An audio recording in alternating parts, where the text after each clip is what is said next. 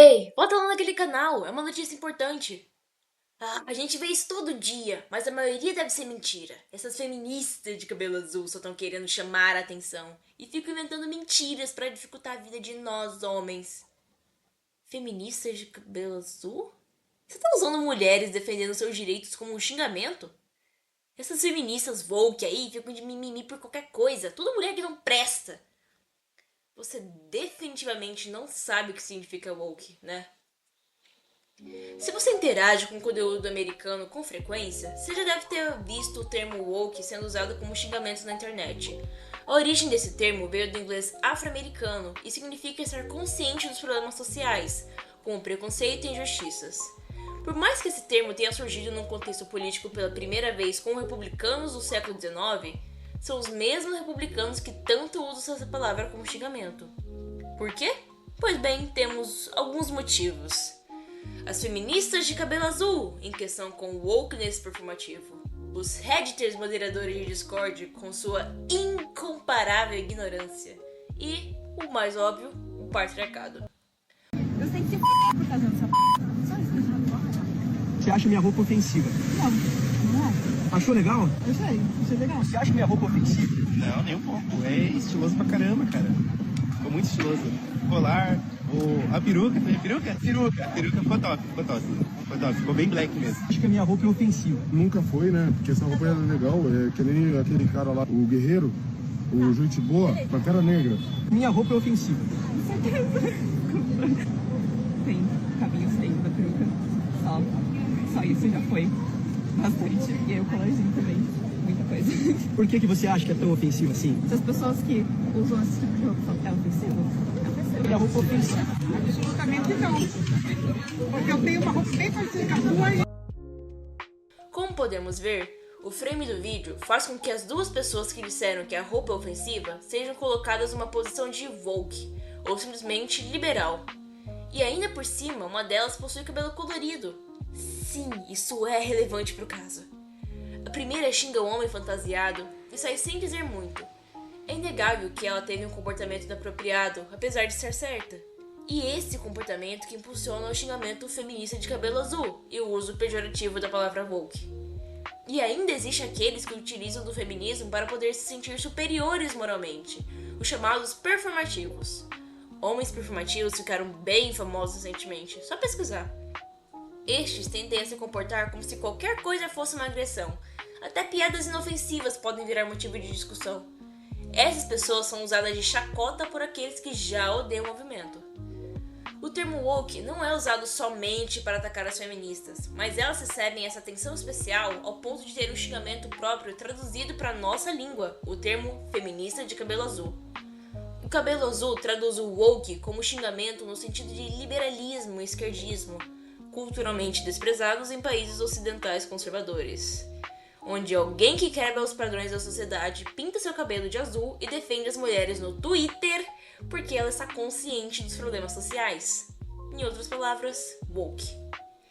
Pessoas que defendem a causa feminista com punhos de ferro usam da rebelião para buscar direitos no contexto onde o problema não é político, e sim cultural, o que resulta numa aversão maior às ideias defendidas pelas feministas e na generalização do movimento como se todas as feministas fossem militantes. Lei número 11.340. Artigo 2. Toda mulher, independentemente de classe, raça, etnia, orientação sexual, renda, cultura, nível educacional, idade e religião, goza dos direitos fundamentais inerentes à pessoa humana, sendo-lhe asseguradas as oportunidades e facilidades para viver sem violência, preservar sua saúde física e mental e seu aperfeiçoamento moral, intelectual e social. Artigo 3.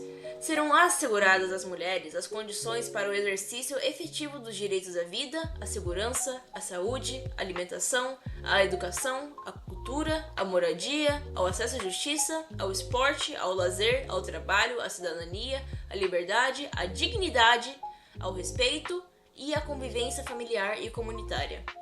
O poder público desenvolverá políticas que visem garantir os direitos humanos das mulheres no âmbito das relações domésticas e familiares, no sentido de resguardá-las de toda forma de negligência, discriminação, exploração, violência, crueldade e opressão. Constituição Federal, artigo 5.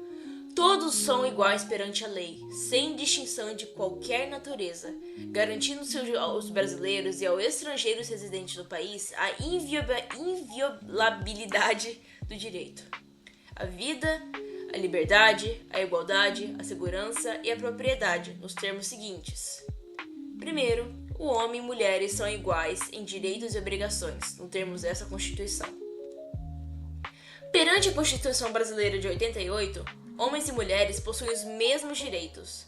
Então, o maior problema no contexto brasileiro, especificamente, não é político, mas sim cultural. Aqueles que desrespeitam a lei e praticam a violência contra a mulher de qualquer tipo, fazem porque a cultura brasileira permite, não porque a lei permite. Assediadores, estupradores, assassinos, agressores de todos os tipos são diariamente inocentados, porque a cultura brasileira não o vê como os criminosos, apesar da lei dizer o contrário.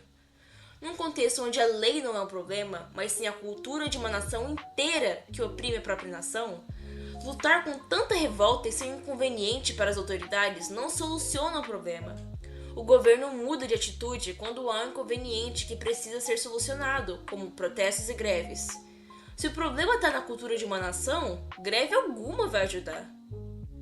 Mas parece que eu tô colocando demais a culpa nas feministas, não é? Que tal focarmos naquele segundo item de antes?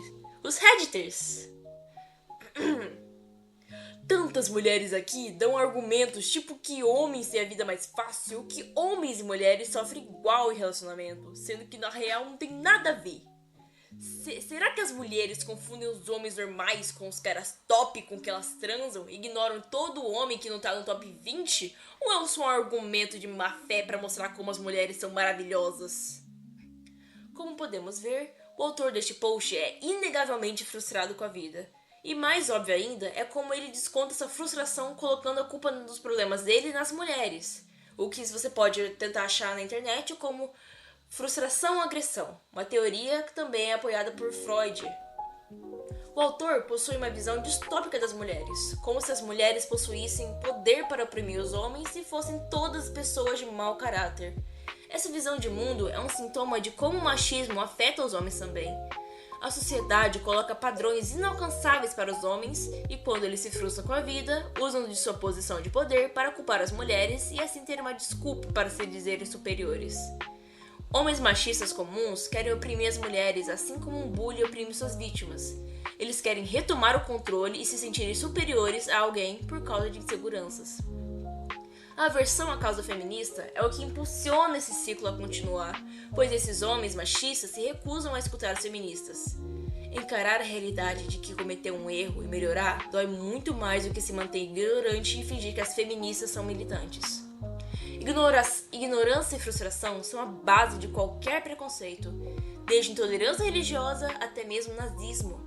A frustração de não alcançar o ideal masculino gera a necessidade de descontar esse ódio em alguém, e a insistência em se manter ignorante é o que permite a machista a continuar suas práticas sem sentir culpa. A abordagem errada de algumas feministas é mais uma desculpa para não ouvir o movimento como um todo e ainda assim usar a ignorância como escudo contra a realidade. O uso da palavra woke serve somente para invalidar os argumentos que machucam o conforto do machismo. E aí, como é que você resolve isso? Simples, uma abordagem formal e lógica. Discussões onde a feminista mantém a compostura, usa argumentos lógicos e demonstra conhecimento no assunto são onde os machistas mais são humilhados, pois fica evidente que seu preconceito não vem da lógica, mas sim da frustração. Quando uma feminista não dá brecha para ser chamada de woke, militante ou liberal, ela permite que seu argumento seja levado a sério e diminui a chance de seu argumento ser invalidado apenas por ser mulher. É triste que a responsabilidade de acabar com a cultura woke caia sobre as feministas lutando por seus direitos. Mas se a luta não for organizada, nunca sairemos desse estágio onde possuímos direitos no papel, mas não na prática. Disclaimer muito importante. Para quem não entendeu, Não estou dizendo que todas as feministas são violentas, não são racionais ou sei lá o que. Meu ponto se refere àquelas que acham que fazer barulho vai ajudar a elas a ser escutadas. Sei que existem várias mulheres diariamente que lutam com conhecimento, e elas são o melhor exemplo de como mudar a nação fazendo a sua parte. Fazer barulho é importante quando a lei não é cumprida, mas para acabar com o machismo vai precisar mudar a visão de uma nação inteira. Por isso, é muito importante que mulheres estudem e conquistem o direito de serem levadas a sério como profissionais da área que elas estudam. Poder estudar é um direito que ajuda muito as mulheres a acabarem com o machismo. E poder utilizar desse direito para exercer seus direitos básicos é a melhor forma possível de que uma pessoa possa realmente lutar contra o machismo. Gritar e fazer sua voz ser escutada é importante, mas mais importante do que isso é você saber do que você está falando e falar com propriedade. Então estudem, gente!